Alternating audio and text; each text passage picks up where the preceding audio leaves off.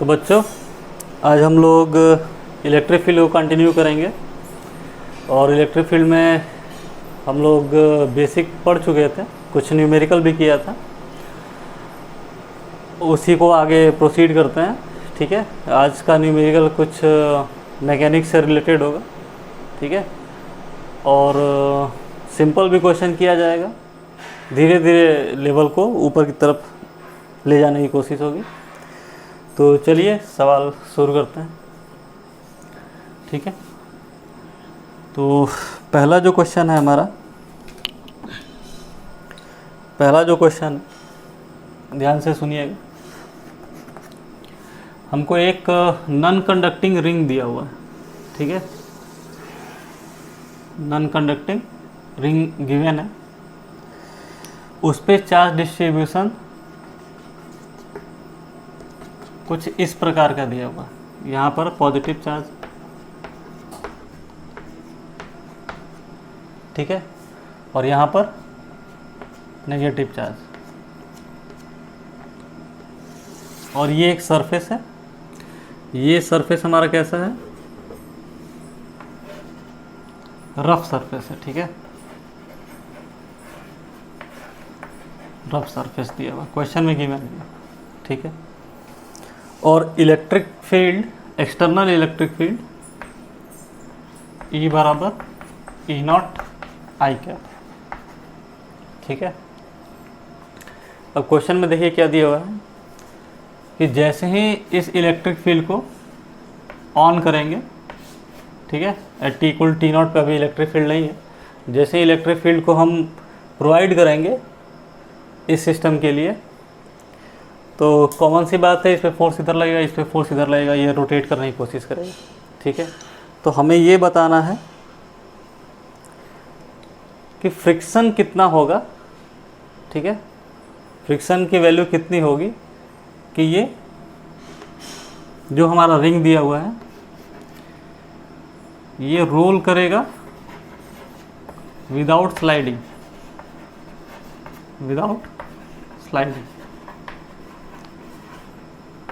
इतने से आपको तो समझ में आ गया होगा कि क्वेश्चन किसका है, प्योर रोलिंग का। रोटेशनल मैकेनिक्स में आप पढ़े होंगे। यानी बेसिकली हम इलेक्ट्रोस्टैटिक को किससे मर्ज करना चाह रहे हैं? रोटेशन से। ठीक है, तो कंसेप्ट वही है, बस आपको सारे पॉइंट याद होने चाहिए। तो प्योर रोलिंग में आपको मालूम होगा ये पॉइंट हमारा रेस्ट पे रहता है। ठीक है, इसके मूवमेंट की वजह से ये पॉइंट इधर जाना चाहेगा और ये पॉइंट इधर जाना है, ये बॉडी ट्रांसलेट करेगी आगे की तरफ। तो प्योर रोलिंग की कंडीशन क्या थी कि ए बराबर क्या होता है? R alpha. ठीक है ना, अगर बॉडी स्लाइड नहीं कर रही है तो। और जितने भी एक्सप्रेशन हमको यूज करने हो, टॉर्क क्या होता है? आई अल्फा के बराबर। ठीक है ना, नेट टॉर्क। और कुछ, और हाँ, न्यूटन का नियम तो रहेगा ही रहेगा, जिसकी जिसकी ज़रूरत पड़ेगी हम उसका यूज़ करेंगे। ठीक है, तो चलिए सवाल को सॉल्व करते हैं। हमारा इलेक्ट्रिक फील्ड ऐसे जा रहा है, इस डायरेक्शन में। ठीक है ना, इधर की तरफ ऐसे, E नॉट आई कैप। तो रिंग हमारा ऐसे डिस्ट्रीब्यूटेड है, इस वाले पार्ट पे और इस वाले पार्ट पे। पॉजिटिव चार्ज पे इलेक्ट्रिक फील्ड की वजह से फोर्स किधर लगता है? Along the direction of electric field. तो इस पर फोर्स किधर लगेगा? इधर की तरफ। ठीक है, इस पे फोर्स किधर लगेगा? इधर की तरफ। ठीक है, हमें नेट टॉर्क कैलकुलेट करना, तो कैसे करेंगे? तो वहीं फिर अपना सिंपल सा नियम, कूलम्ब्स लॉ किसके लिए था? पॉइंट चार्ज के लिए था। तो एक कोई पॉइंट चार्ज ले लेते हैं हम लोग। ठीक है, ये मान लेते हैं ये एंगल थीटा है, थीटा के बाद ये डी थीटा ले लेते हैं। ठीक है, ये डी थीटा एंगल, ये याद रखिएगा एंगल क्या है? D theta. इस पे जो ये पॉइंट चार्ज है उस पर फोर्स किधर लगेगा? इधर की तरफ। उसी तरह अगर आप इधर लेने की कोशिश भी करें तो यहाँ का पॉइंट चार्ज फोर्स किधर लगेगा? इधर की तरफ। ये फोर्स कितना होगा? D F. चार्ज डिस्ट्रीब्यूशन हमें गिवन है कि लैम्डा दिया हुआ है। लैम्डा मतलब charge per unit length. Ring है तो रिंग पे चार्ज डिस्ट्रीब्यूशन कैसा होगा? लैम्डा ही होगा, चार्ज पर यूनिट लेंथ ही होगा। चलिए देखते हैं। अब देखने वाली बात क्या है कि ये रिंग हमारा रोटेट कर रहा है।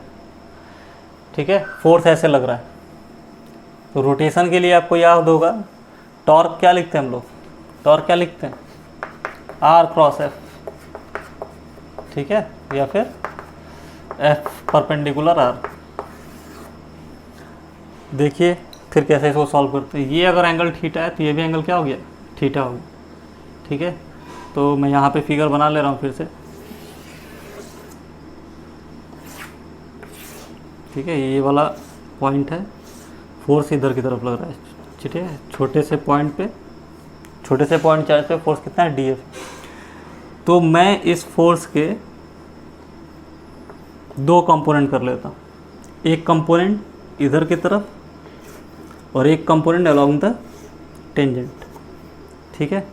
उसी तरह यहाँ वाला भी जो फिगर हमारा बना है उस पर फोर्स इधर लग रहा है, ठीक है। ये थीटा तो ये थीटा, तो एक कंपोनेंट इधर की तरफ हो जाएगा और एक कंपोनेंट इधर की तरफ हो जाएगा, ठीक है। ये वाला कंपोनेंट हमारा क्या हो जाएगा, डी एफ साइन थीटा, इधर वाला कंपोनेंट क्या हो जाएगा, डी एफ कॉस थीटा।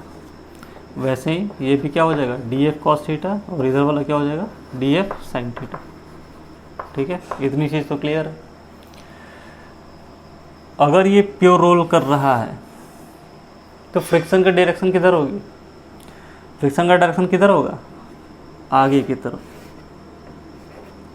किधर होगा, आगे की तरफ। तो स्मॉल एफ से हम लोग फ्रिक्शन को डिनोट कर लेते हैं। पहला काम यह है कि हम लोग नेट टॉर्क कैलकुलेट करेंगे, ठीक है। तो नेट टॉर्क कैलकुलेट करने के लिए क्या ध्यान में रखना है कि कौन कौन से फोर्स लग रहे हैं, ठीक है, किस फोर्स के वजह से टॉर्क होगा। तो देखिए फोर्स का जो ये कंपोनेंट है, ठीक है ना, ये तो जिस पॉइंट के अबाउट हम इस पॉइंट के अबाउट टॉर्क निकालना चाह रहे हैं, तो इसके वजह से यहाँ पे टॉर्क क्या होगा, कुछ नहीं होगा, ठीक है। ये line joining this point and this point के अलॉन्ग ही फोर्स लग रहा है। फोर्स और डिस्टेंस या फिर डिस्प्लेसमेंट आप जो भी कहिए, उसके बीच में दूरी कैसी होनी चाहिए, 90 डिग्री की होनी चाहिए। यानी इसके वजह से और इसके वजह से टॉर्क तो क्रिएट होगा नहीं। टॉर्क किसके वजह से क्रिएट होगा, इसके वजह से और इस वाले फोर्स की वजह से। और फ्रिक्शन इधर है तो फ्रिक्शन की वजह से भी टॉर्क होगा। तो थोड़ा सा रब कर लेते हैं, स्पेस बना लेते हैं।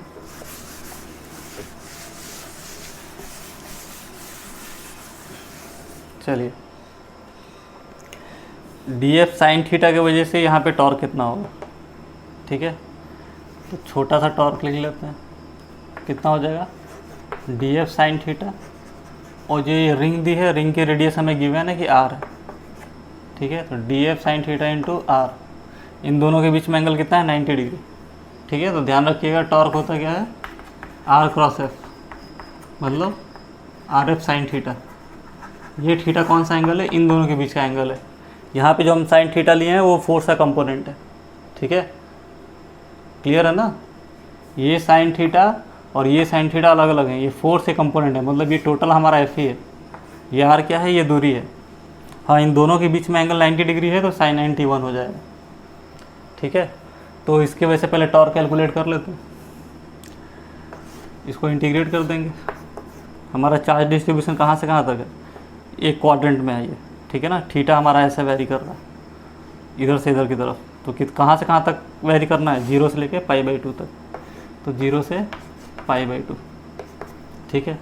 डी एफ हमारा क्या होगा, तो हम जानते हैं एफ बराबर क्या होता है, क्यू इंटू ई। क्यू हमारा कितना है, ठीक है। यहाँ पे जो रिंग बनी हुई है इसकी ये लंबाई डी एक्स ले लेते हैं, तो लेमडा इंटू डी एक्स हो जाएगा, into electric field. D x को क्या लिख सकते हैं, आर डी थीटा, ठीक है। यानी फोर्स हमारा इतना लग रहा है, क्लियर है ना। तो फोर्स लिख लेते हैं यहाँ पे, लेमडा आर, ठीक है, ई, और ये आर है तो आर स्क्वायर हो गया, साइन थीटा डी थीटा, 0 से π/2। इंटीग्रेट कर लेते हैं, साइन थीटा का इंटीग्रेशन माइनस कॉस थीटा, तो लेमडा आर स्क्वायर ई तो कांस्टेंट है, बाहर आ जाएगा, माइनस कॉस थीटा, लिमिट 0 से π/2। कॉस पाई बाई 2 जीरो होगा, कॉस 0 1 हो जाएगा। तो upper limit minus lower limit करेंगे तो अंदर -1 आएगा, यानी हमारा जो फोर्स आया वो कितना आया, लैम्डा आर स्क्वायर ई, बस इतना है। ठीक है, देख लीजिए कोई छूटा नहीं हो। ये हमारा नेट टॉर्क आया। ठीक है, तो इसके वजह से टॉर्क, इसके वजह से टॉर्क और फ्रिक्शन की वजह से टॉर्क लिखना। ठीक है, देखिए लिखते हैं। अब जो नेट टॉर्क लिखना है वो किसके वजह से लग रहा है, यहाँ पर एक फोर्स है उसके वजह से, यहाँ पर एक फोर्स है उसके वजह से, और फ्रिक्शन की वजह से। कहाँ पे निकाल रहे हैं, सेंटर पे। इसके वजह से टॉर्क लिख ही लिए हैं, इसके वजह से टॉर्क इतना ही होगा। रोटेशन डायरेक्शन ध्यान रखना है, ये टॉर्क इस पॉइंट के अबाउट इसको कैसे घुमाएगा, कैसे घुमा रहा है, क्लॉकवाइज। ये वाला फोर्स कैसे घुमा रहा है, क्लॉकवाइज। अच्छा, ये वाला फोर्स कैसे घुमा रहा है, एंटी क्लॉकवाइज। ये कौन सा फोर्स है, फ्रिक्शन फोर्स है। तो नेट टॉर्क लिखेंगे तो सबके वजह से लिखेंगे। तो लैम्डा आर स्क्वायर ई इस फोर्स की वजह से हो गया, प्लस लैम्डा आर स्क्वायर ई इस वाले फोर्स की वजह से हो गया, माइनस फ्रिक्शन की वजह से जो आया, ये हमारा नेट टॉर्क हुआ। ठीक है, क्वेश्चन में क्या दिया है कि फ्रिक्शन कितना हो कि प्योर रोलिंग करे। तो पहला एक्सप्रेशन तो ये हो गया, इसको चाहिए तो आप और मिनिमाइज कर लीजिए, lambda R square E minus F R. ठीक है, अब हम लोग क्या यूज कर सकते हैं, और क्या यूज कर सकते हैं, न्यूटन के नियम। नेट फोर्स इक्वल टू क्या होना चाहिए, मास इनटू एक्सेलरेशन। तो इस पर फोर्स डीएफ इधर लग रहा था, एक इधर लग रहा था और फ्रिक्शन इधर लग रहा था। तो ये फोर्स और ये फोर्स तो कैंसिल आउट हो जाएगा, यानी हॉरिजॉन्टल में एक ही फोर्स लग रहा है, वो कौन सा फोर्स लग रहा है, फ्रिक्शनल फोर्स। तो क्या हो जाएगा, frictional force equal to mass into acceleration. ये एक्सेलरेशन कौन सा है, ट्रांसलेशन एक्सेलरेशन। ठीक है, दो एक्सप्रेशन हो गए। तीसरा एक्सप्रेशन क्या हो जाएगा, नेट टॉर्क किसके बराबर होना चाहिए, आई अल्फा के बराबर। ठीक है, इनकी मदद से हम क्वेश्चन को आसानी से सॉल्व कर लेंगे। ठीक है, तो प्रॉब्लम कोई टफ नहीं है, बस आपको सारे कंसेप्ट याद रखने हैं। ठीक है ना, इलेक्ट्रोस्टैटिक में रोटेशन को इन्वॉल्व किया जा रहा है। तो चलिए, तो नेट टॉर्क हमारा कितना है, नेट टॉर्क किसके बराबर है, आई अल्फा के। आई क्या होता है, मोमेंट ऑफ इनर्शिया। रिंग का मोमेंट ऑफ इनर्शिया कितना होता है, एम आर स्क्वायर। ठीक है, अगर प्योर रोलिंग कर रहा है तो ए किसके बराबर है, आर अल्फा के। तो अल्फा की जगह पे यहाँ पे क्या लिख सकते हैं, ए बाई आर। ठीक है, अल्फा की जगह क्या लिख सकते हैं, A by R. Net torque हमारा कितना था, 2 lambda square lambda R square E minus F R. Clear है, ठीक। यहाँ से आर ये कैंसिल हो गया। ठीक है, एक आर बचेगा, तो अगर इसमें से आर मैं कॉमन ले लूँ तो क्या हो जाएगा, 2 lambda R E minus F equal to M R into A. ठीक है, अगर आर कॉमन ले लिया तो इस आर से इस आर को भी हम हटा सकते हैं। ठीक है, हमको फ्रिक्शन कैलकुलेट करना है। एक्सप्रेशन हमारा क्या बचा, 2 lambda R E minus F equal to mass into acceleration. ठीक है, एक इक्वेशन यहाँ पे लिखा है, एफ किसके बराबर है, एम ए के बराबर। एम ए के जब क्या लिख सकते हैं हम लोग, एफ। तो हमारा एक्सप्रेशन क्या गया, 2 lambda R E minus F equal to F.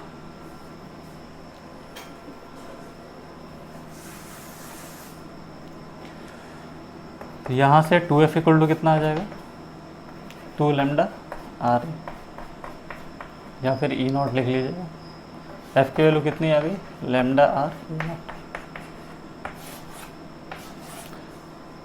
मतलब उस रिंग को प्योर रोल कराने के लिए फ्रिक्शन की कितनी वैल्यू होनी चाहिए, लैम्डा आर ई नॉट। इतना फ्रिक्शन रहेगा तो वो रिंग प्योर रोलिंग करेगा।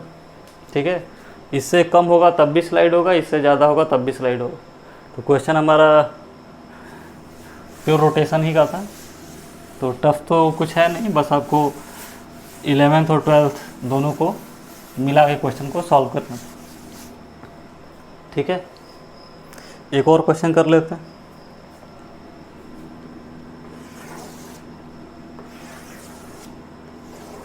देखते हैं इसमें क्या मैकेनिक्स इन्वॉल्व हो रही है।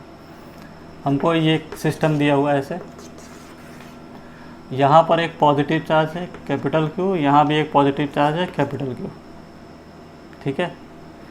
इस पॉइंट पे ये कोई फिक्स पॉइंट है, यहाँ से x0 मान लेते हैं। यहाँ पर एक चार्ज है -Q, उसका मास है स्मॉल, ठीक है। क्लियर है। पहला सवाल है कि इस पे नेट फोर्स कितना लग रहा है, ठीक है ना। फर्स्ट क्वेश्चन क्या है, फाइंड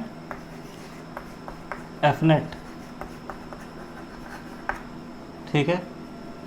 दूसरा क्वेश्चन क्या है कि ये जो चार्ज है ये किस तरह का मोशन कर रहा है, ठीक है ना। Motion of charge particle of small q, ठीक है। थर्ड क्वेश्चन क्या दिया है, ये हमारा रेडियस है। अगर ये जो दूरी है x0 हमारी, या फिर x जो भी लिख लीजिए, ये बहुत ही छोटी है a के कंपेरिजन में, तो ये किस तरह का मोशन करेगा। फोर्थ क्वेश्चन क्या है, वेलोसिटी पता करिए, कहाँ पे, एट ओरिजिन, मतलब इस पॉइंट पे, सेंटर के पास, ठीक है। और भी सवाल बनाए जा सकते हैं, इतना पहले देख लेते हैं ये क्वेश्चन कहना क्या चाह रहा है। इस चार्ज की वजह से इस पे फोर्स का डायरेक्शन किधर होगा, इधर की तरफ। इस चार्ज की वजह से इस पे फोर्स का डायरेक्शन किधर होगा, इधर की तरफ। तो नेट फोर्स किधर होगा, इधर की तरफ, ठीक है। इसको हम लोग थीटा मान लेते हैं, ये 90 है, ये 90 माइनस थीटा। तो आपको दिख रहा होगा यहाँ से, मैं इसको ऐसे बना दे रहा हूँ। यहाँ पे एक फोर्स इधर है, एक फोर्स इधर है, ठीक है। ये एंगल हमारा क्या है, 90 माइनस थीटा। तो एक फोर्स का कंपोनेंट इधर होगा, एक फोर्स का कंपोनेंट इधर होगा। उसी तरह इस फोर्स का कंपोनेंट इधर होगा और एक फोर्स का कंपोनेंट इधर होगा। तो ये जो कंपोनेंट है ये तो कैंसिल आउट हो जाएंगे। क्यों? क्योंकि फोर्स इक्वल लग रहा है और अलोंग द वाई एक्सिस दोनों फोर्स क्या है, अपोजिट है। यानी नेट फोर्स हमारा किधर की तरफ लग रहा है, नेगेटिव वाई डायरेक्शन की तरफ। तो चलिए फोर्स कैलकुलेट करते हैं। इस चार्ज की वजह से इस पर फोर्स कितना लगेगा, कूलम्ब्स लॉ के हिसाब से क्या होगा, कि capital Q small q divided by ये जो दूरी है, ये a है, ये x0 है, तो ये कितना हो जाएगा, a² प्लस x0 √2 और उसका होल स्क्वायर करेंगे तो इतना ही आ जाएगा। क्लियर है ना, ठीक है।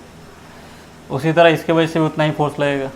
हमारा जो नेट फोर्स इधर लग रहा है वो कितना लग रहा है, 2f cos 90 माइनस थीटा मतलब साइन थीटा, ठीक है। तो जो एफ नेट फोर्स होगा वो कितना हो जाएगा, 2f साइन थीटा। 2f हम अभी कैलकुलेट किए हैं, कितना है, KQ small q by a² plus x0², ठीक है। साइन थीटा क्या होगा, ये अगर एंगल थीटा है तो साइन थीटा क्या होता है, परपेंडिकुलर बाई p/h। परपेंडिकुलर हमारे यहाँ पर क्या है, x0 है, h क्या है, a² प्लस x0² का पावर 1/2। यानी जो नेट फोर्स लगा वो कितना लगा, 2KQ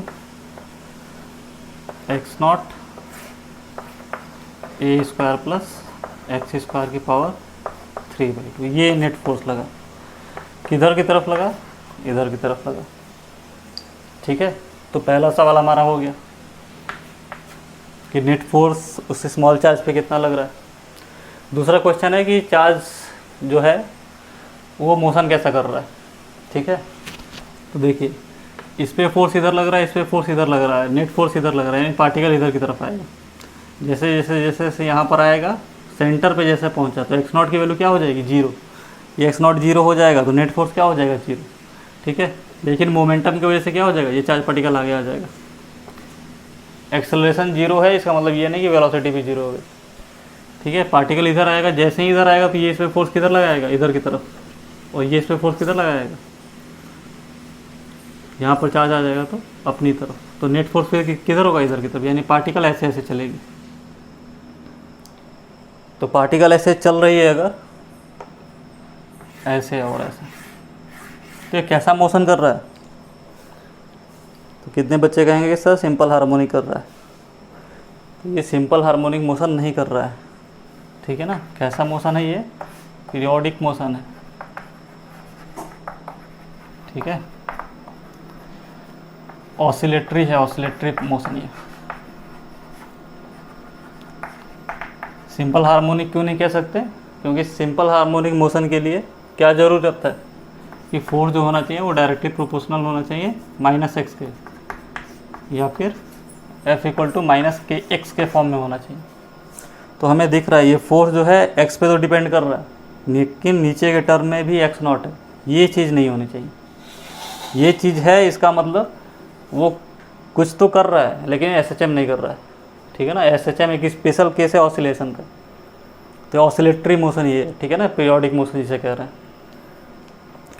थर्ड क्वेश्चन इसीलिए ऐसा दिया हुआ है कि अगर x0 a से बहुत छोटा है तो इस टर्म में से हम x0 को इग्नोर कर सकते हैं, ठीक है। ऊपर वाले x0 को क्यों नहीं इग्नोर कर सकते? क्योंकि वैल्यू बहुत छोटी है, ये पूरे मैग्नीट्यूड को कम कर रहा है। लेकिन a बहुत बड़ा है तो उसमें कोई छोटे टर्म ऐड होंगे तो उससे कोई ज़्यादा चेंज नहीं होना है। तो अगर हम इग्नोर कर दें तो नेट फोर्स हमारा कितना आ जाएगा? 2k capital Q small q x0 a³। ये नेट फोर्स हुआ, ठीक है। तो अब इसको अगर हम कंपेयर करेंगे तो अब हम कह सकते हैं कि हाँ ये SHM कर रहा है। कुछ बच्चे इसमें ये भी कह सकते हैं कि सर कंपेयर करने पे तो माइनस साइन नहीं आ रहा है। तो माइनस साइन बस ये बताता है कि जिधर बॉडी डिस्प्लेस किए हैं उसके अपोजिट में फोर्स लग रहा है। तो हमने अगर बॉडी को डिस्प्लेस इधर किया है और फोर्स किधर लग रहा है? इधर की तरफ, ठीक है। तो मैंने फोर्स को वेक्टर फॉर्म में लिखा नहीं है। वेक्टर फॉर्म में लिखता तो यहाँ पे क्या लगा देता? -i लगा देता, क्योंकि फोर्स किधर लग रहा है? नेगेटिव x डायरेक्शन में, ठीक है ना। तो ये तो अंडरस्टूड है कि जिधर डिस्प्लेसमेंट हो रही है उधर उस डायरेक्शन में फोर्स नहीं है।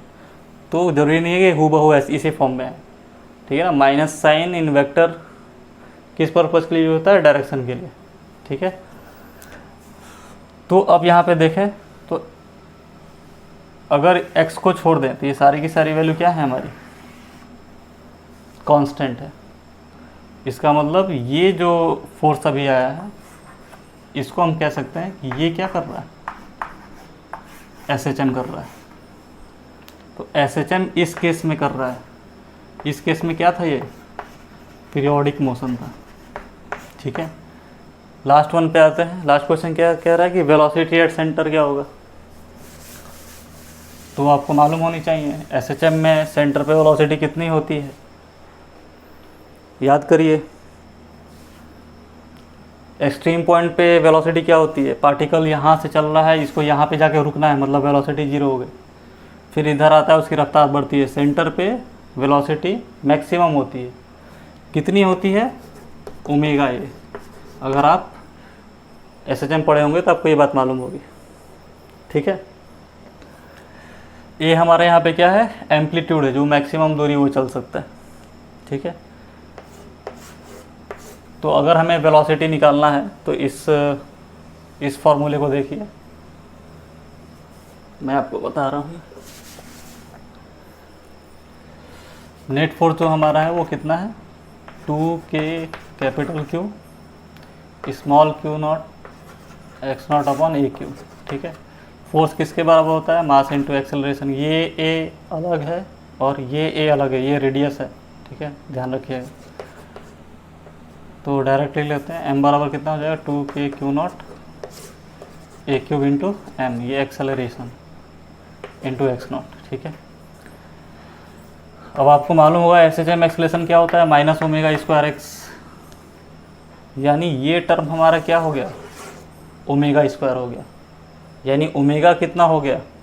√2k q q0 a³ into m।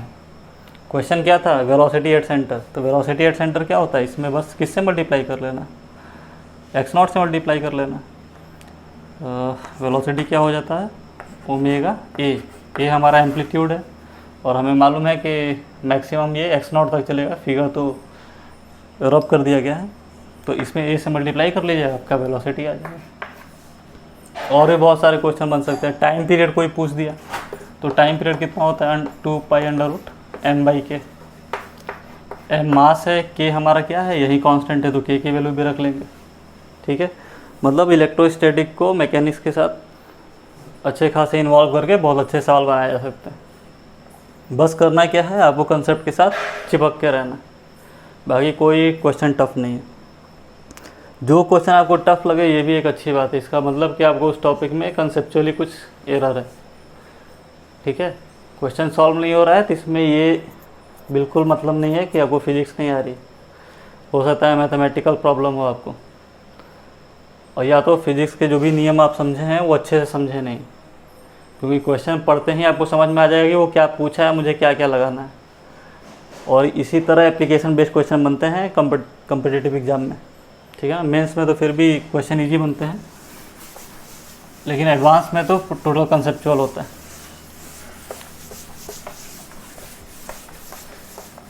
चलिए अब कुछ बेसिक क्वेश्चन पे भी आ जाते हैं। ठीक है, बोर्ड पॉइंट ऑफ व्यू से तो हम लोग इलेक्ट्रिक फील्ड पढ़ रहे थे, तो पहला कुछ और चीज़ समझ लेते हैं। मान लीजिए कोई कांस्टेंट इलेक्ट्रिक फील्ड है, ऐसे उस कांस्टेंट इलेक्ट्रिक फील्ड में एक चार्ज रख दिए, पॉजिटिव चार्ज। ये किधर की तरफ मूव करेगा, पहली बात तो ये है। तो हमें मालूम है कि इलेक्ट्रिक फील्ड किधर से किधर फ्लो करती है, higher potential to lower potential. ठीक है, अगर इतनी बात भी नहीं समझ में आ रही है तो ये तो समझ में आ रहा होगा कि इधर कोई ऐसा सोर्स होगा जिसकी वजह से इलेक्ट्रिक फील्ड बाहर की तरफ जा रही है। तो इलेक्ट्रिक फील्ड बाहर किस सोर्स की वजह से जाती है, पॉजिटिव सोर्स की वजह से। मतलब इधर कौन सी चार्ज होनी चाहिए, पॉजिटिव चार्ज होनी चाहिए। ठीक है, यानी हम मान सकते हैं कि इधर कोई थिन शीट होगा जिसकी वजह से इलेक्ट्रिक फील्ड निकल रही है। तो पॉजिटिव चार्ज की वजह से पॉजिटिव चार्ज पे फोर्स किधर लगेगा, अब ये लगेगा। ठीक है, इसका मतलब कि इलेक्ट्रिक फील्ड के डायरेक्शन में पॉजिटिव चार्ज मूव करता है। ये एकदम पूरा याद कर लेना। इलेक्ट्रिक फील्ड ओरिजिनेट हो रही है पॉजिटिव चार्ज से, टर्मिनेट हो रही है नेगेटिव चार्ज पे। तो इससे बेटर डेफिनेशन क्या होता है, आपको ये याद रखना है कि electric field flow from higher potential to lower potential. ठीक है, अगर इसी में नेगेटिव चार्ज होता तो इसका मोशन किधर होता, इधर की तरफ। क्लियर है। अब मान लीजिए मुझको इस पे सवाल बनाने होते हैं तो ठीक है, तो सवाल तो बना लिया जाएगा, पहले कंसेप्ट को समझा जाए। मान लेते हैं कि ऐसा इलेक्ट्रिक फील्ड फिर है हमारा। अब चार्ज को मैंने प्रोजेक्ट किया है, ठीक है, ऐसे, ठीक है, किसी एंगल पे, तो ये किस टाइप का मोशन करेगा, पैराबोला करेगा। ठीक है, यानी अगर मुझे क्वेश्चन बनाना हो इस पे या इस पे, तो किन बातों का ध्यान रखना है। ये इलेक्ट्रिक फील्ड हमारी कैसी है, कांस्टेंट है। कांस्टेंट इलेक्ट्रिक फील्ड है तो फोर्स कैसा लगेगा, कांस्टेंट लगेगा। फोर्स कांस्टेंट होगा तो एक्सेलरेशन कैसा होगा, कांस्टेंट होगा। और एक्सेलरेशन अगर कांस्टेंट है तो हम काइनेमेटिक्स के ये सभी इक्वेशन यूज कर सकते हैं। v बराबर u plus A T, S बराबर U T plus half A T square. इसमें ए क्या होता है, कांस्टेंट होता है। अगर एक्सेलरेशन कांस्टेंट नहीं होता तो हमें कैलकुलस यूज़ करना पड़ता। इतनी बेसिक बातें तो आपको मालूम होगी। ठीक है, उसके बाद भी ध्यान रखना है कि किसी भी बॉडी पे अगर जो नेट फोर्स लग रहा है वो कैसा है, कांस्टेंट है, तो वो किस टाइप के मोशन कर सकता है, दो टाइप के ही मोशन कर सकता है। एक तो स्ट्रेट लाइन, दूसरा पैराबोला या फिर प्रोजेक्टाइल। ठीक है, इसीलिए आपके क्लास 11th में चैप्टर को इसी तरह डिज़ाइन किया गया है।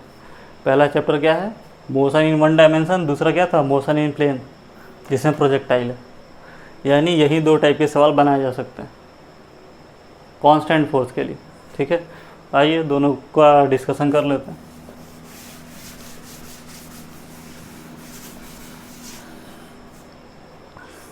चलिए मान लेते हैं यहाँ पर एक प्लेट है, यहाँ पे एक प्लेट है, और इलेक्ट्रिक फील्ड ऐसे जा रही है। ठीक है, सिंपल सा क्वेश्चन है, बहुत टफ है नहीं, ये स्कूल लेवल के बच्चों के लिए है। मान लेते हैं यहाँ पर एक पॉजिटिव चार्ज है, हमारा प्रोटॉन है। ठीक है, यहाँ पे अल्फ़ा पार्टिकल। ठीक है, सवाल है कि जैसे इलेक्ट्रिक फील्ड ऑन किया गया तो इस प्लेट पे सबसे पहले कौन सा चार्ज पहुँचेगा। ठीक है। अब बहुत ही सिंपल क्वेश्चन है, आप ओरल भी कर सकते हैं, लेकिन हमें फिजिक्स के हिसाब से करना है, अपने फीलिंग के हिसाब से नहीं करना है। तो हमें ये मालूम है कि इस चार्ज पर एक फोर्स ऊपर की तरफ लगेगा, क्योंकि ये चार्ज कैसा है, पॉजिटिव।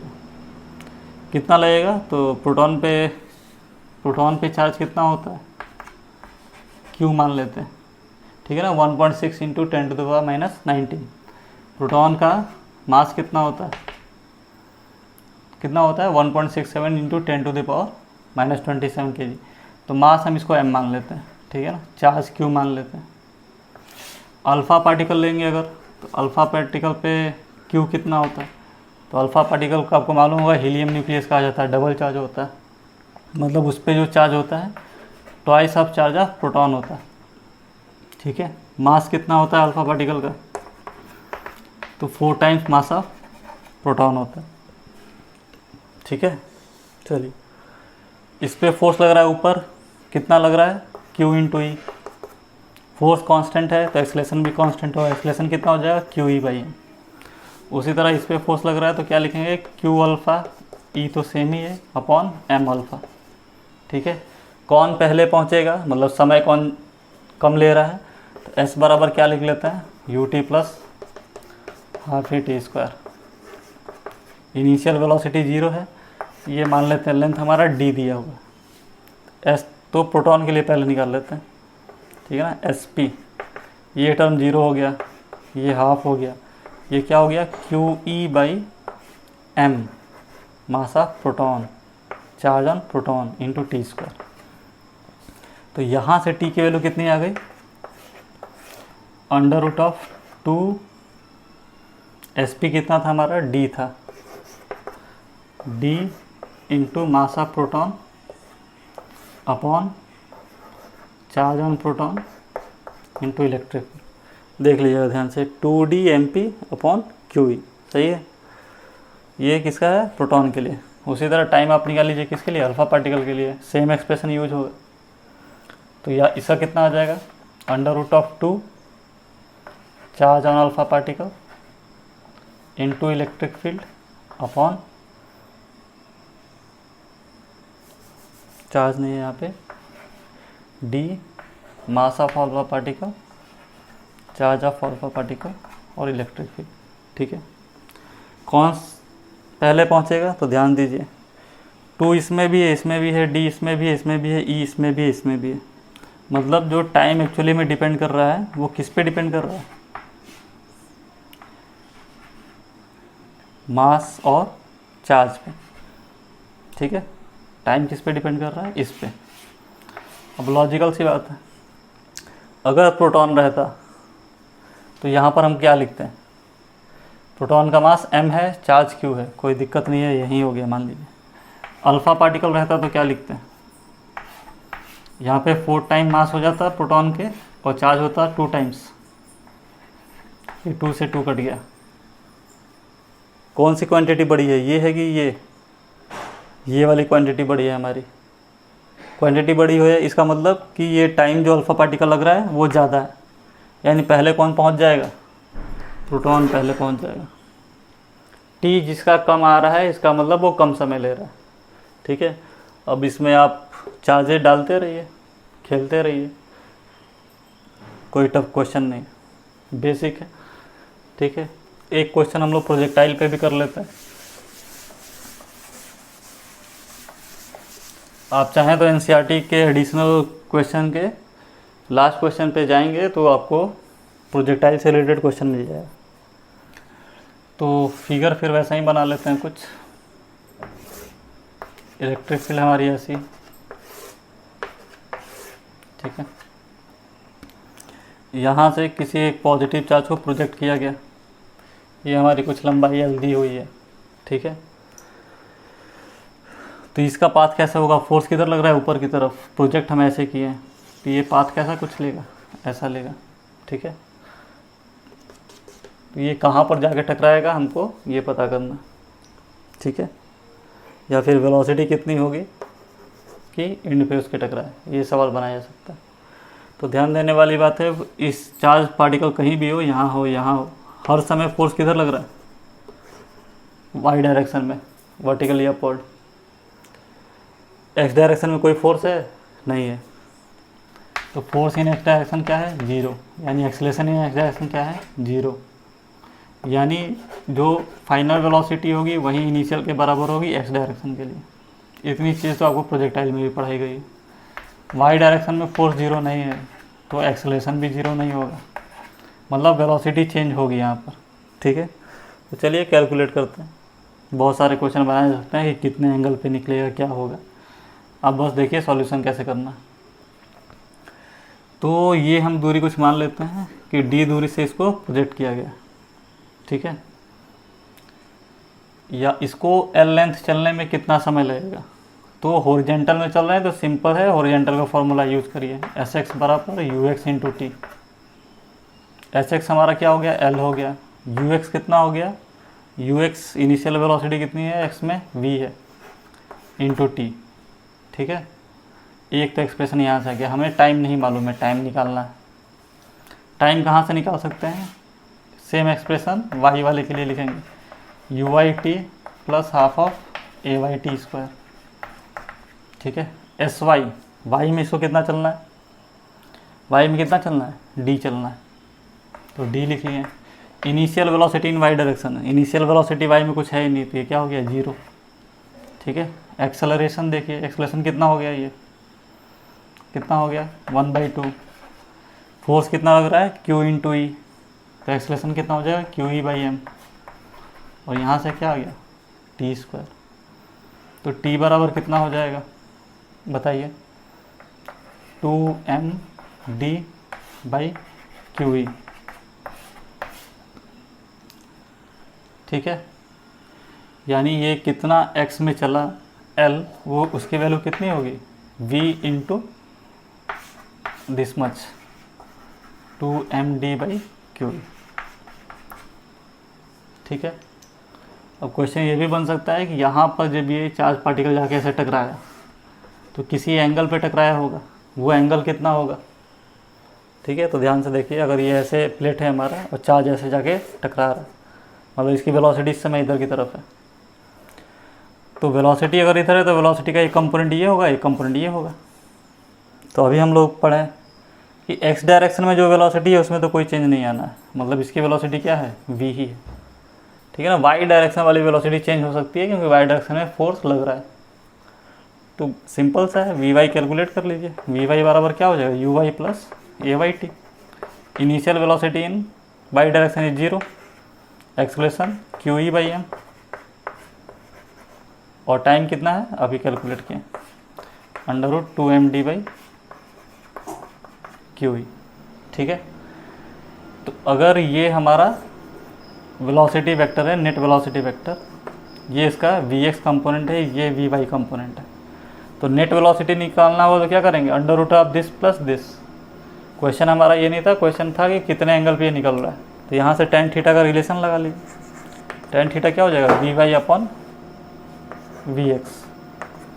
Vy आपको गिवन है QE/m √2md इंटू QE, और Vx तो हमारा v ही। इस एंगल के साथ वो चार्ज बाहर निकलेगा। ठीक है, कोई दिक्कत। हम लोग इलेक्ट्रिक फील्ड का बेसिक पढ़े थे, उसमें क्वेश्चन कैसे किए थे, वेक्टर से रिलेटेड किए थे, इक्विलिब्रियम से रिलेटेड कुछ क्वेश्चन किए थे। ठीक है, सिंपल हार्मोनिक मोशन से रिलेटेड कुछ क्वेश्चन किए थे, डेरिवेशन किए थे लीनियर चार्ज डिस्ट्रीब्यूशन और रिंग पे जो चार्जेस हैं उनके वजह से। आज हम लोग थोड़े से मैकेनिक्स इन्वॉल्व करके क्वेश्चन बनाए। ठीक है, तो आप इसकी प्रैक्टिस करिएगा। नेक्स्ट टॉपिक में हम लोग इलेक्ट्रिक फील्ड लाइंस पढ़ेंगे, फिर गॉस थ्योरम पढ़ेंगे, जैसे एनसीईआरटी का सिलेबस है उसी हिसाब से। जब चैप्टर पूरा ख़त्म हो जाएगा तब साथ में क्वेश्चन किया जाएगा जो पिछले साल या फिर उसके पिछले साल 2-4 साल पहले के जो भी क्वेश्चन जेईई में आए हैं, मेंस में आए हैं या फिर मेडिकल में आए हैं। ठीक है, धन्यवाद।